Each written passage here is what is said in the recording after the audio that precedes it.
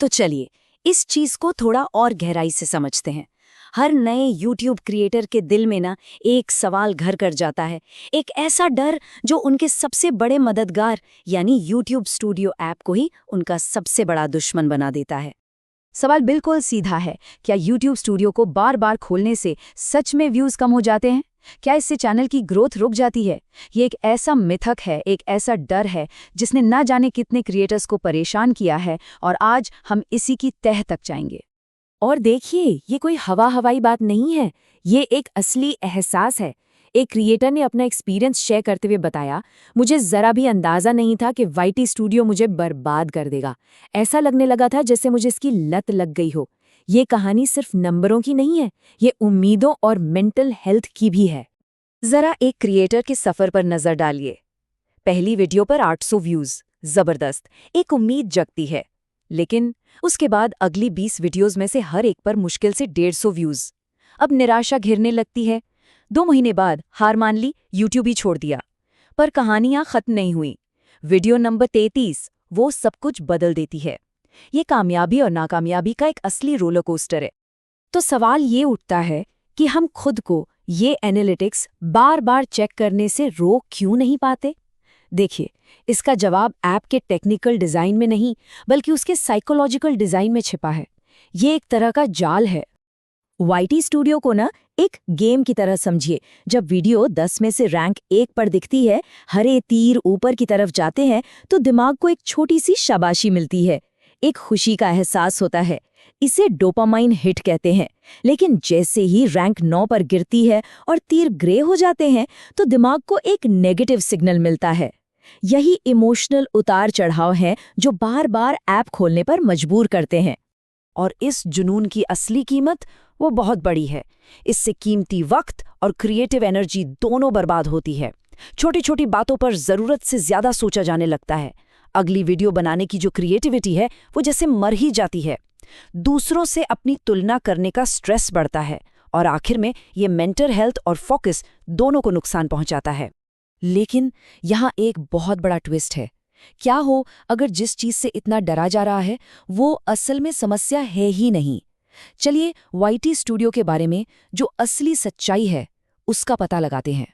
तो हम फिर से उसी मेन सवाल पर वापस आते हैं, क्या ऐप खोलने से चैनल की परफॉर्मेंस को कोई भी नुकसान होता है? इसका सीधा और साफ जवाब है नहीं। ऐप को बार बार खोलने का व्यूज, रीच या चैनल के स्टेटस पर कोई भी टेक्निकल असर नहीं होता है, 0। तो असली जड़ क्या है? असल में जो नुकसान हो रहा है वो टेक्निकल है ही नहीं, वो साइकोलॉजिकल है। ये आपके फोकस और मोटिवेशन को खत्म कर देता है, जो किसी भी टेक्निकल गड़बड़ी से कहीं ज्यादा खतरनाक है। समस्या ऐप में नहीं, बल्कि उसे इस्तेमाल करने के हमारे तरीके में है। तो अगर ऐप दुश्मन नहीं है, तो फिर इसे एक स्मार्ट टूल कैसे बनाया जाए? इसका जवाब है एनालिटिक्स को इस्तेमाल करने के लिए कुछ स्मार्ट नियम बनाना। चलिए देखते हैं कि ये कैसे किया जा सकता है। तो करना क्या है? बस ये 4 सिंपल से रूल्स फॉलो करने हैं। पहला, कम से कम 24 घंटे इंतजार करें, डेटा को थोड़ा स्टेबल होने दें। दूसरा, हफ्ते में कोई एक दिन एनालिटिक्स डे की तरह फिक्स कर लें। तीसरा, सिर्फ सीखने पर फोकस करें, CTR, audience retention, traffic source, इनसे सबक सीखें। और चौथा और सबसे जरूरी, डेटा को अपनी भावनाओं से अलग रखें।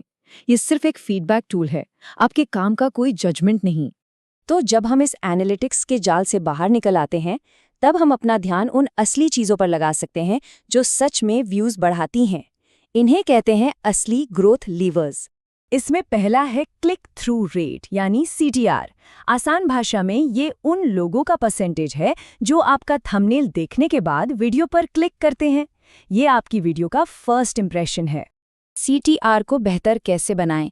ऐसे थंबनेल बनाएं जो लोगों में जिज्ञासा या कोई इमोशन जगाएं। थंबनेल पर बहुत ज्यादा टेक्स्ट लिखने से बचें, छोटे और दिलचस्प टाइटल लिखें। और एक प्रो टिप, अगर 24 घंटे बाद CTR 5% से कम है तो थंबनेल या टाइटल बदलने के बारे में जरूर सोचें। दूसरा सबसे जरूरी मैट्रिक है ऑडियंस रिटेंशन, मतलब लोग आपकी वीडियो का कितना प्रतिशत हिस्सा असल में देख रहे हैं। हाई रिटेंशन का मतलब है कि YouTube को यह सिग्नल जाता है कि वीडियो अच्छी क्वालिटी की है। रिटेंशन सुधारने के लिए पहले 15 सेकंड में ही व्यूअर को रोक कर रखना है, सीधे उनकी समस्या या सवाल की बात करें। लंबे और धीमे इंट्रोडक्शन से बचें। और हाँ, सब्सक्राइब करने की अपील वीडियो में थोड़ी देर बात करें, शुरू में नहीं। लेकिन CTR और रिटेंशन जैसे मैट्रिक्स को बेहतर बनाना, ये तो कहानी का सिर्फ एक हिस्सा है।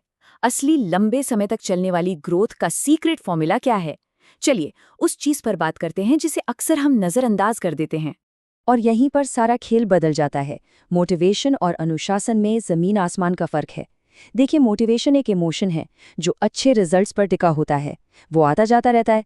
लेकिन अनुशासन वो एक सिस्टम है, वो रिजल्ट्स की परवाह किए बिना काम करता है, लगातार। मोटिवेशन आपको नाकामी के बाद रुकने को कहता है, जबकि अनुशासन आपको उसी नाकामी से सीखकर आगे बढ़ने की हिम्मत देता है। 32 ये सिर्फ एक नंबर नहीं है, ये सब्र और लगन की एक पूरी कहानी है। सोचिए, एक वीडियो के वायरल होने से पहले 32 असफल वीडियो बनाने पड़े। सफलता कभी रातों रात नहीं मिलती, ये लगातार कोशिश करते रहने और हार न मानने का ही नतीजा है। जैसा कि एक अनुभवी क्रिएटर ने कहा है, YouTube एक लंबा खेल है। अगर यहाँ पैसा कमाना है तो इसे 6 महीने या 1 साल देने के लिए तैयार रहना होगा। ये सब्र और कमिटमेंट का खेल है। तो आखिर में ये पूछना बंद करें कि क्या कोई ऐप चैनल को नुकसान पहुंचा रहा है, और ये पूछना शुरू करें, क्या सफल होने के लिए ज़रूरी अनुशासन मेरे अंदर है?